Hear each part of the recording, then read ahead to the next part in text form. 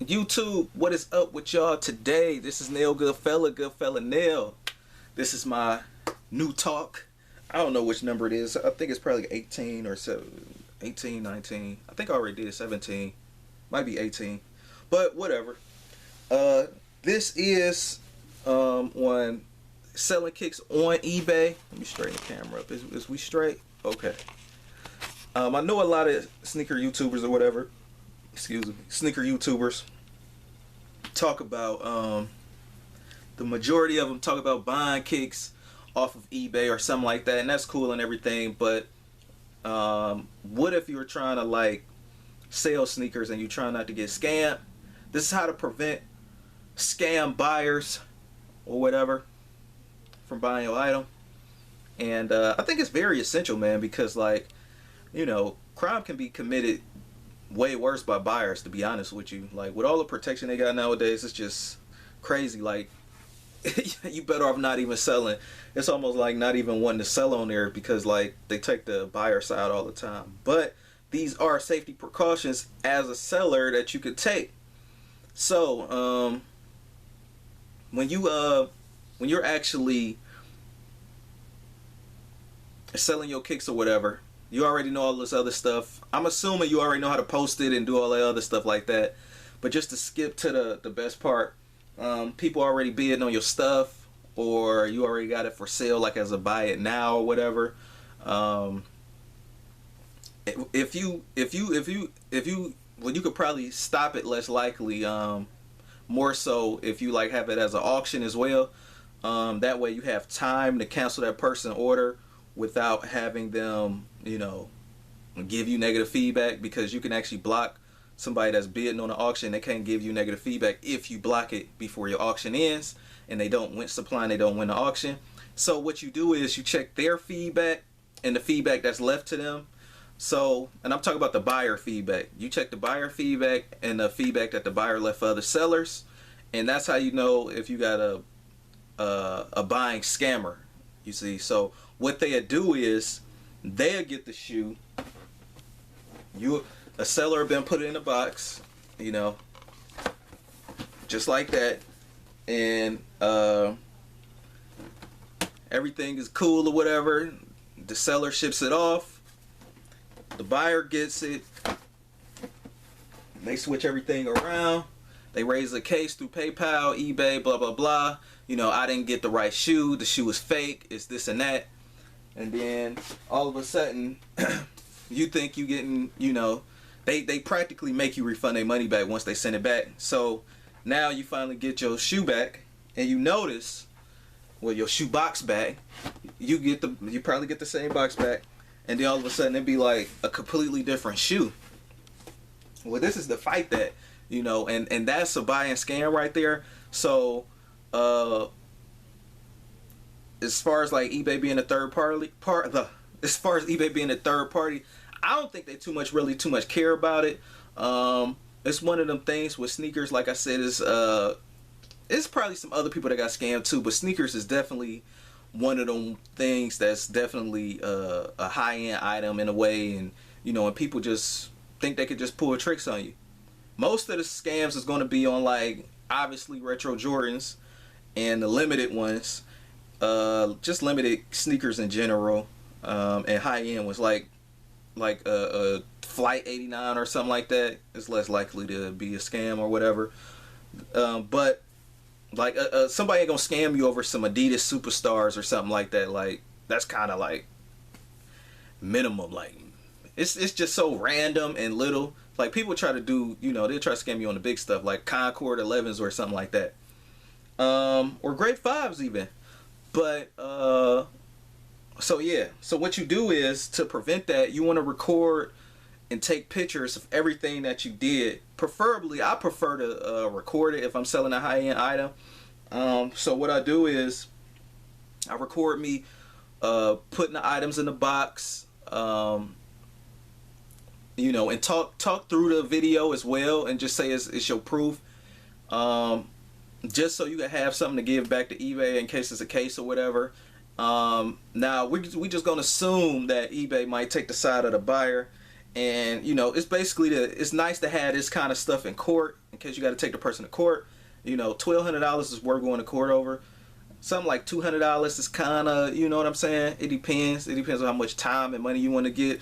Hopefully you can, you know, send them court papers and they could just give up and, you know, and just get your stuff back. But in case that don't happen, just for precaution, make sure you record yourself putting the shoes inside the box. Show the size, show the tag, show you actually putting the shoes inside the mail box, like the actual package you're sending it in, like the medium flat rate box or whatever, however you ship it, or inside the box of a box or whatever, and actually show yourself actually going to the post office and ringing and dropping that joint off. In case you know, I don't care if you buy postage there, at least record it, or if you already got prepaid postage, make sure you record that address and that tracking number. And that tracking number is very unique, and that's something that'll definitely hold up in court, because you can't really too much copy like tracking numbers. Like once it's in the system and it's already out the mail, you know, you can't really do a second one, because it would kind of like be voided off, because the first one is already in transit to the buyer house. So that's as far as the seller go. That's like just some safety precautions just to know. Another way to also check out to see if your the buyer scammer, since sellers are no longer allowed to leave like negative feedback or anything like that, check the feedback left for that buyer. Some sellers, it'll appear green, but some sellers will be like, this buyer is a scam, take all day to pay, blah blah blah blah. You know, I sell nothing but real shoes. And if a seller actually say that, check their feedback as well. I know it's kind of like a big long game of checking feedback, but you got to do this to be safe, man, because people is ratchet these days. So check that seller feedback, that left that buyer feedback. If they got a big roster full of, you know, if they got a big roster full of shoes or something like that, or they got nothing but good feedback or something like that, they most likely sell authentic kicks or whatever. So especially if it's a person that pride themselves on like selling kicks, it's kind of like, you know, like who's famous on eBay stuff. I can't even think of them right now. I want to say Shopapellis. Who is that? Not Shoeseum. No, but that's that guy that's like got a Nike museum or whatever. But anyway, somebody big like him, or maybe somebody's a little bit smaller than him. You know, somebody that actually has a well-known record of selling kicks, you know, and keeping people happy. You know, wouldn't you find that odd that you know, some True Blue threes or whatever is fake all of a sudden because, you know, this new buyer just started buying this stuff and it's scamming? You will see, when you check the buyer's feedback, you will see a list. Most sellers try to be like, sellers beware, do not sell to this person, sellers beware, blah blah. And then check the feedback that the buyer is leaving that seller. The buyer leave feedback like, oh, they leave a negative feedback like, oh, these shoes fake, blah blah blah, I don't like them, blah blah blah. It's just like they keep using like 2 or 3 lines they keep saying all the time. Like that literally almost happened to me. You know what I'm saying? I don't really sell kicks on eBay anyway. I'm just move like one pair this year. But that's all I needed though, and everything checked out. But man, one of my bidders was actually kicked off of eBay. Like eBay actually got rid of them. So, and they was one of those scammers. Like they was like, I finally got rid of those grade 5. So, you know, that shit was crazy. So this just a precaution and warning to all my eBay sneaker sellers or whatever. But I mean, hey, if you just trying to get rid of kicks for some money and that's it, as far as like the reselling game go, that's fake. But I got another video for that. So this is my talk. So just to wrap it up, I don't want to take all day. I'm almost coming on the 10-minute mark. Check the buyer's feedback and the feedback that they left for that particular seller. Check the seller feedback to see if that seller left feedback for that buyer, and also check the seller's feedback in general, just to make sure that everything check out. Because some people do be trying to sell fakes and get over on people. Let's just make sure that the transaction that the buyer claims was legitimate to what they're saying in the feedback. You know, some buyers are correct.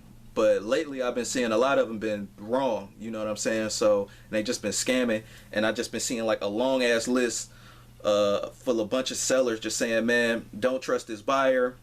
You know, they sell, you know, they scamming people, takes all day to pay. They scamming people, try to, you know, look at my feedback. I got over, you know, 2,000, 3,000 worth of good positive feedbacks, and then all of a sudden, you know, this is not fake. I sell nothing but authentics, and you know, so it's just a bunch of crap anyway, though, man. But that's just a safety precaution in case you're selling kicks on eBay. Rate, comment, and subscribe if you want. This is Nail Goodfella Nail. And last but not least, don't forget to videotape yourself putting the shoes in the box with the right size and the right, you know, and show the tag or whatever.